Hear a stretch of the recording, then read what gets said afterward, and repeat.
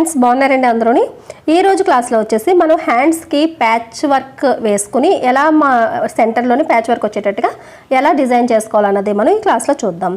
Hands కోసం అని చెప్పేసి నేను బ్లౌజ్ పీస్ ఏంటి లైనింగ్ పీస్ రెండు కూడా తీసుకున్నానండి.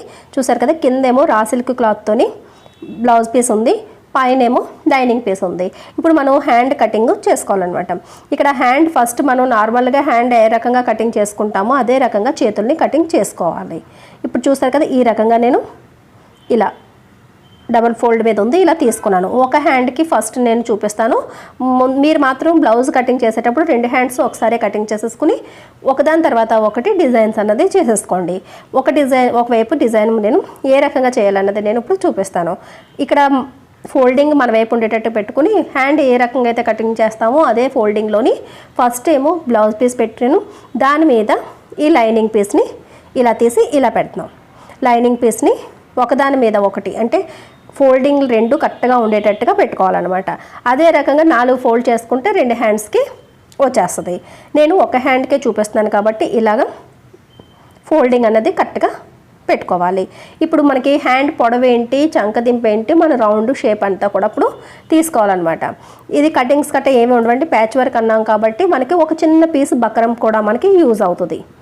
ఇప్పుడు ఇలా మనం తీసుకున్న తర్వాత పొడవు ఎంత కావాలనుకుంటున్నామో అంత కింద నుంచి పైకి పొడవు పెట్టుకోవాలి. నేను 6 ఇంచులు పొడవు పెట్టుకుంటున్నానండి. వెడల్పు వచ్చేసి 9.5 అంటే 5 ఇంచులకి తయారవుతుంది అనమాట. చంకదింపు వచ్చేసి 3 ఇంచులు పెట్టుకున్నాం, 2 ఇంచులు ఇటువైపు పెట్టుకుని ఇక్కడి నుంచి ఈ 2 ఇంచులకి ఇలాగా మనం హ్యాండ్ మార్కింగ్ చేసేసుకున్నాం అనమాట. దాని తర్వాత 6 ఇంచులు ఏమో లూజ్ పెట్టుకున్నాం హ్యాండ్ వెడల్పు. దాని తర్వాత 2 ఇంచులు మార్జిన్ ఎక్స్ట్రా మార్జిన్ పెట్టుకుని ఇలా మార్కింగ్ చేసేసి హ్యాండ్ కటింగ్ చేసేసుకున్నాం. మనకి బ్లౌజ్కి మీ హ్యాండ్ ఏ రకంగా అయితే కటింగ్ చేసుకుంటారో అదే రకంగా హ్యాండ్ షేప్ని తీసేసుకోండి. దాని తర్వాత ఇప్పుడు డిజైన్ ఏ రకంగా వేసుకోవాలన్నది నేను మీకు చూపిస్తాను. ఫస్ట్ మనం హ్యాండ్ని ఇలా పెట్టిన తర్వాత ఫస్ట్ మనం ఏంటంటే మార్కింగ్ చేసుకుందాం. ఏ డిజైన్ చేసుకోవాలనుకుంటున్నామో ఫస్ట్ లైనింగ్ మీద ఫస్ట్ రఫ్గా ఒక మార్కింగ్ అన్నది చేసుకోవాలన్నమాట. కింద నుంచి ఒక 2.5 ఇంచులకి మార్కింగ్ పెట్టి అక్కడి నుంచి ఇలా రౌండ్ షేప్ వచ్చేటట్టుగా అంటే ఒక డ్రాప్ స్టైల్ వచ్చేటట్టుగా కిందకి ఇలా సన్నంగా వచ్చేటట్టుగా ఇలా మార్కింగ్ చేసుకుంటున్నాం. మన ప్యాచ్ వరకు ఈ రకంగా వస్తుంది అనమాట. అంటే బక్రం తీసుకుని ఫోల్డ్ చేసి ఫోల్డింగ్ దగ్గర నుంచి 2.5 ఇంచులు పైకి పెట్టి మనకి ఎంత డిజైన్ కావాలన్నది ఈ రకంగా ఈ డిజైన్ అన్నది ఇలా చేసుకుంటున్నాం అనమాట. మరీ రౌండ్ షేప్ కాకుండా పైన కొద్దిగా కోన్ టైప్లో వచ్చేటట్టుగా అంటే ఈ రకంగా చూసారు కదా ఇలా చూడండి ఇక్కడ ఈ షేప్ వచ్చేటట్టుగా నేను కటింగ్ చేసుకున్నాను. ప్యాచ్ మీకు ఎంత కావాలో అంత మీరు కటింగ్ చేసుకోవచ్చు అనమాట. దాని తర్వాత హ్యాండ్ పీస్ దగ్గర రైట్ సైడ్ లైనింగ్ పీస్ వేసుకుని ఫస్ట్ మనకి అంచు అనేది స్టిచ్చింగ్ చేసేసుకోవాలి. దీనికి బక్రం పీస్తో పాటు మనం ఏ కలర్ ప్యాచ్ వేయాలనుకున్నామో ఆ కలర్ సిల్క్ క్లాత్ అనేది కొద్దిగా తీసుకుంటే సరిపోద్ది. మనకి శారీలో వచ్చిన పీస్ అన్నా పర్లేదండి, ఏదైనా సరే మ్యాచింగ్ సరిపడా మనం ఆపోజిట్ కలర్లోని ఒక క్లాత్ తీసుకోండి. దాని తర్వాత లైనింగ్ పీస్ ఇప్పుడు మనం స్టిచ్చింగ్ చేసిన తర్వాత లైనింగ్ని బ్యాక్ సైడ్కి తిప్పేసి పైనుంచి ఒక టాప్ స్టిచ్ వేసేసుకుని ఫస్ట్ హ్యాండ్ రెడీ చేసేసుకోవాలన్నమాట. ఈ రకంగా టాప్ స్టిచ్ వేసుకుని దాని తర్వాత రివర్స్ చేసి మనకి లైనింగ్ అంచు ఏ రకంగా అయితే ఉందో ఆ అంచు అంటే ఇలా బ్లౌజ్ పీస్ మీద కూడా స్టిచ్చింగ్ చేసేసేమో అంటే lining piece blouse piece attach అయిపోద్ది. ఇలా అయిపోయింది. ఇలా ఇంతవరకు మనం హ్యాండ్ రెడీ చేసిన తర్వాత సెంటర్కి ఇలా ఫోల్డ్ చేసుకుని సెంటర్లోని కరెక్ట్గానే మనం మార్కింగ్ అనేది చేసుకుని ఒక చిన్న కట్ అనేది పెట్టుకోవాలన్నమాట. కట్ పెట్టుకున్న తర్వాత ఈ సెంటర్లో ఫోల్డింగ్ వచ్చింది కదా ఇలా లైన్ గీసేసుకుని రఫ్గా ఉంచుకోండి. ఇప్పుడు ఈ ప్యాచ్ అనేది నేను ఈ బక్రం అన్నది పేపర్ క్యాన్వాస్ తీసుకుని అది ఈ ఆరెంజ్ కలర్ క్లాత్ మీద పెట్టి పేస్ట్ చేసాను అనమాట, ఐరన్ చేసాం. ఇప్పుడు ఈ పీస్ని కరెక్ట్గా సెంటర్లో పెట్టుకుని ఇలా కరెక్ట్గా కింద వైపు మాత్రమే ఒక లైను నేను స్టిచ్చింగ్ చేశాను. దాని తర్వాత 2 ఇంచులు వెడల్పు 2 ఇంచులు పొడవు అదే క్లాత్ని ఇలా ముక్కలు కటింగ్ చేసి ఉంచుకుని చూసారు కదా ఒక సూది కానీ ఏదైనా సరే మీరు క్రోసియా లాంటిది కానీ పట్టుకుని ఇలాగ ఒక కార్నర్ నుంచి ఇలా రౌండ్గా ఇలా చుట్టి దాని తర్వాత ఇది మొత్తం అంతా ఇలా కలుపుకొని కుచ్చులు కింద పెట్టుకుని ఇక్కడ మనం ఇలా రెడీ చేసుకుని మొగ్గ రెడీ చేసుకోవాలన్నమాట.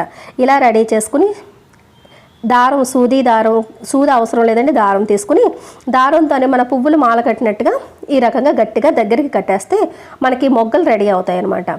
ఇలాగా మనకి ఎన్ని మొగ్గలు కావాలనుకుంటే అన్నీ రెడీ చేసుకోవాలి. ఎక్కువ అవసరం లేదండి, ఒక 5-6 పీసులు అయితే రెడీ చేసుకుంటే సరిపోద్ది అనమాట. ఇలాంటి మొగ్గల్ని మనం రెడీ చేసుకోవాలి. ఇప్పుడు ఈ మొగ్గల్ని మనం రెడీ చేసుకున్న తర్వాత చూసారు కదా, ఈ మాత్రం నేను రెడీ చేసి ఉంచాను. 2 హ్యాండ్స్కి కలిపి ఒకేసారి రెడీ చేసి ఉంచుకోవాలి. ఇప్పుడు ఈ కార్నర్ నుంచి ఇలా స్టార్ట్ చేసుకుని ఇక్కడ మనకి ఇది స్టిచ్ చేయలేదు కదా, మనం కింద మాత్రమే ఒక స్టిచ్ వేసాం. ఇప్పుడు దీని మీద స్టిచ్చింగ్ చేసుకుంటూ రావాలన్నమాట. ఇలా ఒక చిన్న కుట్టు కుట్టిన తర్వాత మిగతా ఇంకో మొగ్గ తీసుకుని పక్కనే ఇలా పెట్టి ఒకదాని తర్వాత ఒకటి మనం అందంగా షేప్ ఒకే లెవెల్లో ఉండేటట్టుగా మొగ్గలు కూడా ఒకే సైజులో ఉన్నవి తీసుకుని ఇలా స్టిచ్చింగ్ చేసుకుంటూ వచ్చేయాలన్నమాట. చివరి వరకు ఎన్ని మొగ్గలు అయితే పడతాయో అన్నీ కూడా ఒకదాని తర్వాత ఒకటి పెట్టి స్టిచ్చింగ్ చేసేసుకోండి. ఒక 6 లేదా 7 మొగ్గలు అనేవి పడతాయి. మీరు తీసుకున్న డిజైన్ వెడల్పుని బట్టి ఉంటుంది. చూసారు కదా, ఈ రకంగా ఈ మొగ్గలు అనేది ఈ చివరి నుంచి చివరికి మనం అరేంజ్ చేసేసాం. ఇప్పుడు చూసారు, ఇక్కడ సైడ్లో స్టిచ్ చేయలేదు కాబట్టి ఇలా సైడ్ని కూడా స్టిచ్చింగ్ చేసేసి ఫినిషింగ్ చేసేయండి. ఇలా చూసారు కదా, ఇంతవరకు అయిన తర్వాత లాక్ చేసి ఇది బయటికి తీసేయండి. చూసారు కదా, నాకైతే 6 మొగ్గలు అనేవి పట్టాయి. మిగతావి రెండో హ్యాండ్కి తయారు చేసుకుందాం, అది పక్కన పెట్టేసుకుందాం. ఇప్పుడు లేస్ తీసుకొని మనకి ఆపోజిట్ కలర్ మనం మొగ్గలు వేసుకున్నాం కాబట్టి మనకి బ్లౌజ్ పీస్ అంటే బ్లౌజ్ ఏ కలర్లో ఉందో ఆ కలర్లో నేను లేస్ తీసుకొని అంచంటే ఇలా స్టిచ్చింగ్ చేసుకుంటూ వచ్చేసాను అనమాట. ఈ అంచును మనం కవర్ చేయలేదు కాబట్టి ఓన్లీ పేపర్ క్యాన్వాస్ అతికించి వెంటనే అంచు అంటే కటింగ్ చేసి మనం స్టిచ్ చేసుకున్నాం. ఇప్పుడు ఈ లేస్ వేయడం వల్ల ఏంటంటే ఆ అంచులు అనేవి లోపల వైపుకి కవర్ అవుతాయి. ఇలా కింద వరకు వచ్చిన తర్వాత లేస్ కట్ చేసి ఫినిషింగ్ చేసేసుకోండి. దాని తర్వాత ఒకవేళ వెడల్పుగా ఉన్న లేస్ అయితే కనుక 2 అంచులు కుట్టండి. బాగా సన్నంగా ఉన్నదైతే 1 అంచు స్టిచ్ చేస్తే సరిపోద్ది. ఇలా అయిన తర్వాత ఆపోజిట్ కలర్లోని నేను ఆరెంజ్ కలర్ లేస్ తీసుకుని కింద బార్డర్ కూడా వేస్తున్నాను అనమాట. ఎప్పుడు కూడా మన కలర్ కాంబినేషన్ అన్నది ఒకదాని తర్వాత ఒకటి ఇలా వేసుకుంటే ఆ లుక్ అనేది ఆటోమేటిక్గా మీకు వస్తుంది. శారీలోని డబుల్ కలర్స్ ఉన్నప్పుడు మనకి బ్లౌజ్కి ఈ రకంగా డిజైన్స్ అనేవి చేసుకోవచ్చు అనమాట. మనం బ్యాక్ సైడ్కి ఎలాంటి డిజైన్ అయితే మనం మొగ్గలు పెడతామో అయ్యే మొగ్గలు హ్యాండ్స్లోని ఇలా మనం డిజైన్ చేసుకోవచ్చు. ఈ మొగ్గకి మధ్యలోని ఇలా సూది దారం ఎక్కించి గోల్డ్ కలర్ బీడ్స్ని పూసలు తీసుకోండి. ఒకదాని తర్వాత ఒకటి ఇలా సెంటర్లోని పూసలు పెట్టడం వల్ల ఈ మొగ్గలు అనేవి పైకి లేకుండా నీట్గా ఫినిషింగ్గా ఉంటాయన్నమాట. దానికోసం అని చెప్పేసి ప్రతి మొగ్గకి మధ్యలోని ఇలాగ పూసలు పెట్టి స్టిచ్చింగ్ చేసేయండి. దాని తర్వాత లాస్ట్ పూస ఎక్కిన తర్వాత ఇటువైపు చక్కగా నాట్ వేసేయండి. 2-3 నాట్స్ వేస్తే టైట్ అయిపోద్ది. తర్వాత దారం కట్ చేసేస్తే దాని తర్వాత మనకి ప్యాచ్ వర్క్ మనకి రెడీమేడ్ దొరుకుతుంది, లేసుల్లో కూడా దొరుకుతుంది. అలాంటిది ఒకటి తీసుకొని ఇలా బటన్ లాంటిది కానీ సెంటర్లోనే అటాచ్ చేయండి. సరేనండి, చూసారు కదా ఎంత ముద్దుగా మనకి హ్యాండ్ రెడీ అయ్యిందో. మీరు కూడా ఒకసారి ఈ డిజైన్ని ట్రై చేయండి. వీడియో నచ్చినట్లయితే కనుక ఒక లైక్ ఇవ్వండి. మన లక్ష్మీ ఫ్యాషన్ వాళ్ళ ఛానల్ని కొత్తగా చూస్తున్నట్టయితే కనుక సబ్స్క్రైబ్ చేసుకోవడం మాత్రం మర్చిపోకండి.